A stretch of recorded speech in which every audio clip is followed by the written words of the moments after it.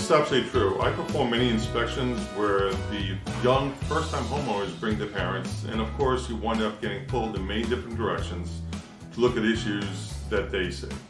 Many times these issues are nothing, and many times you don't see the major issues within the house. There's tons of them that are out there. Yeah. And the worst part too is, during my home inspections and when I meet with the clients later on, a lot of times the parents will come onto a Zoom call. And the parents will start asking tons of different questions that have absolutely nothing to do with the house. I love that. They'll ask me, says, well, should my kids buy it? I says, this is something that they need to discuss with the realtor. This is, he's the professional when it comes down to this stuff. He's going to be able to do negotiations for you on issues that are incorrect with the house and stuff like that. That's the person you need to talk to. So looking at the exterior of the house, you're always looking at to see if there's any dirt or mulch that's up against the siding. That winds up bringing moisture up underneath the siding that gets over to the sheathing of the house. You can wind up getting mold issues, all kinds of problems like that. Termites will go right up into that area also.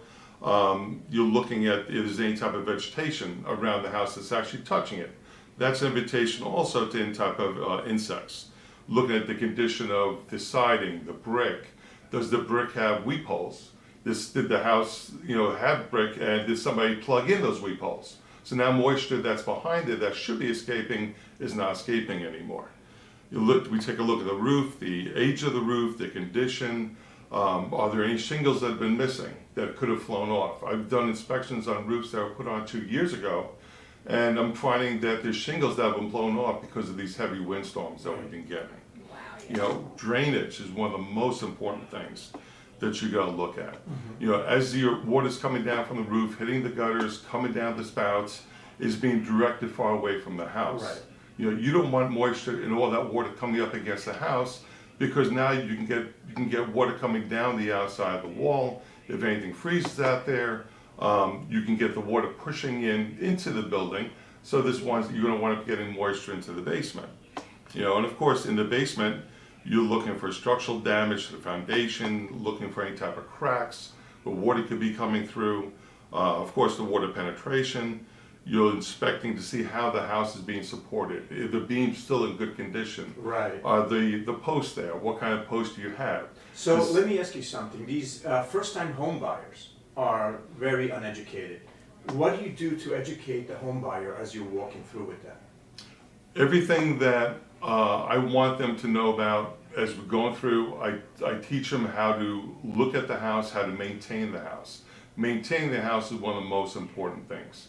You're walking into a nice healthy home, and you want that home to stay healthy 10, 15, 20, 30 years down the line. And I'm there to help them to be able to do that also. Right, that's pretty cool. One of the funniest things is when I see you doing an inspection, especially for me, and I've made fun of you a couple of times, in a good way, is that you squeeze into the smallest freaking attic spaces. How sometimes you have an attic opening in a closet? Yes. The closet is like 3 feet, 3.5 feet deep, right? Oh yeah. And John is a big guy. He's like 6'3", 6'4". How tall are you? 6'4". He's a giant. He's a giant to us. Right, Oh, yeah. a gentle giant, right? Yes. So, and he's not fat. I mean, No. he's just big, and tall. Right. So I want you to explain to our listeners today once you get up through that freaking tight space, John, what do? I mean, what do you look for? Do you carry a flashlight with you? Do you carry a moisture detector with you? It's very interesting to me. I always find it funny that you are able to, and he squeezes himself into these freaking little holes. Yeah. So when we come back from break, John, I want you to really tell us, what is it that you really do up there when you're all by yourself in the dark? All right. Well, of course, those attics are usually very tight. Yes. Some of them will be nice and roomy, especially on the older homes.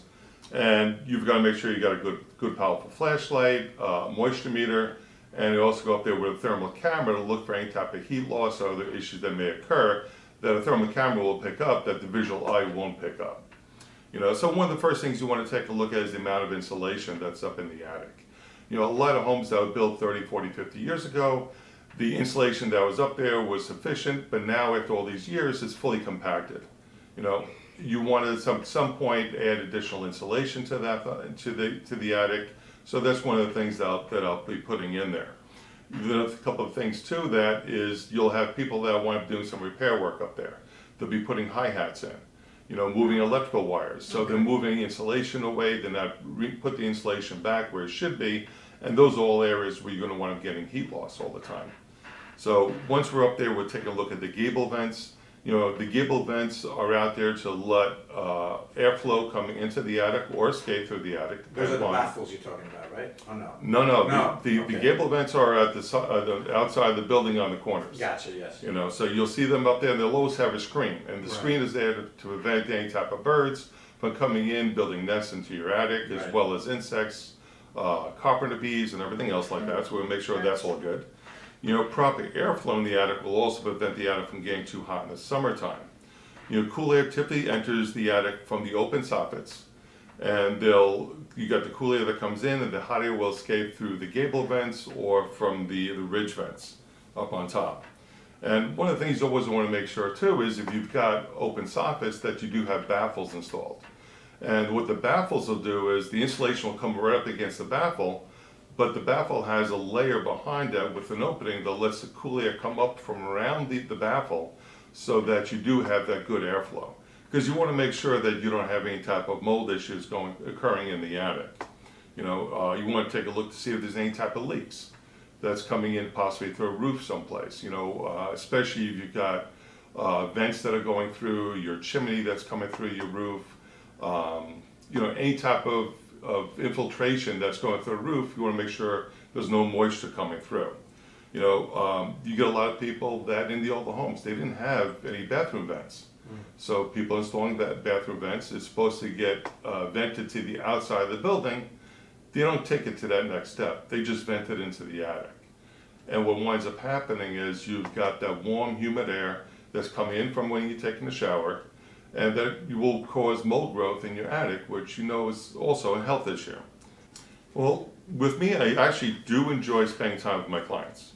I ask them to be there for the inspection because I want them to walk with me. I want to explain the good points of the house, because there's a lot of houses that have some fantastic points that you want them to know about. Not only go through and say, okay, you've got issues with this, issues with that. They need to know everything about the house. So I want them to be there with me so we can go through, and I can also teach them on how to maintain the house also, so they wind up having the house in good condition as they live in the house. I have a Zoom call with them, and with the Zoom call, I give them the report. I want them to go through the whole report. This way they can put together whatever questions they may have, and we can go through the whole Zoom call together. This way they can ask questions, whatever they may have, and at the same time, I put in the report any type of pictures, links to videos, the products that they could purchase to go through and do repairs for themselves and stuff like that. I also do free re-inspections before they go to closing. Right. And those free re-inspections are to go through the items that are repaired by the seller. Because there's a lot of times I'll come back and certain items are supposed to be repaired, the seller is completely out of the house, items weren't repaired, but it's going to want, of course, this new homeowner, maybe $15,000, $20,000, $30,000 to do those repairs themselves. Yeah. Now, it's not fair for them to lay out that money. And of course, when it comes down to the roofs, there's no roof that I can't inspect. I use a drone. I'm licensed by the FAA to do roof inspections, so that's not a problem at this point. I can be reached at 516-962-4074.